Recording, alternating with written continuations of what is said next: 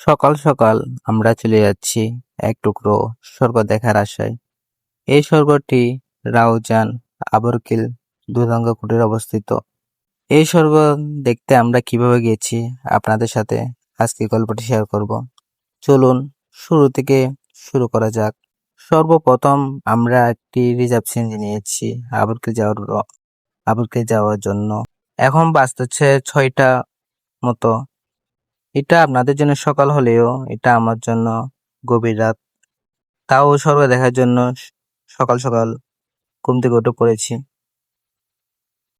আমরা যাওয়ার সময় দেখলাম পুরো রাস্তা খালি, কেউ নেই এখানে। ঠান্ডা শীতল মিষ্টি বাতাস এবং পাখিদের কিচিমিচি শব্দ মনে পড়ে গেছে সেই কবিতার কথা।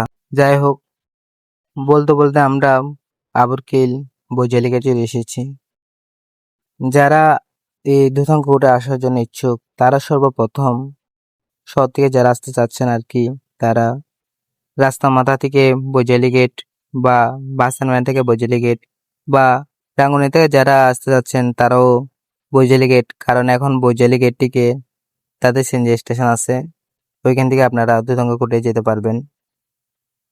আগে এখানে ছিল না, কিন্তু বর্তমানে এখন বৈজালি গেটে পাওয়া যাচ্ছে। ওইখান থেকে লোকালে গেলে আপনার ভাড়া পড়বে 30 টাকা মনে হয়, আর রিজার্ভ নিলে পড়বে আপনার 100 কি 150 টাকা মতো। সিএনজি চালককে বললে দুধঙ্গপুরে যাবেন, তাহলে সিএনজি চালক ভাই আপনাকে দুধঙ্গপুরে নিয়ে যাবে। আবরকিলে একটা জিনিস আমার সবচেয়ে বেশি ভালো লাগে, এদের অনেক মন্দির এখানে। একটু পর পর একটা একটা মন্দির দেখবেন আপনারা। এই জিনিসটা আমার অনেক ভালো লাগে।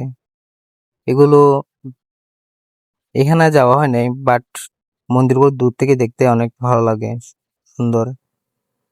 আমরা বলতে বলতে চলে এসেছি পরম পূজনীয় দুধঙ্গ ভান্ডার কুটিরের সামনে। এটি পরম পূজ্য শিলানন্দ ভান্তের প্রতিষ্ঠিত পরিচালিত দুধঙ্গ কুটির। যে বিল্ডিংটি আপনারা দেখছেন এটা ভান্তে এখানে থাকে। এটা হচ্ছে অপগুপ্ত ভান্তের মুক্তি এবং বিহার।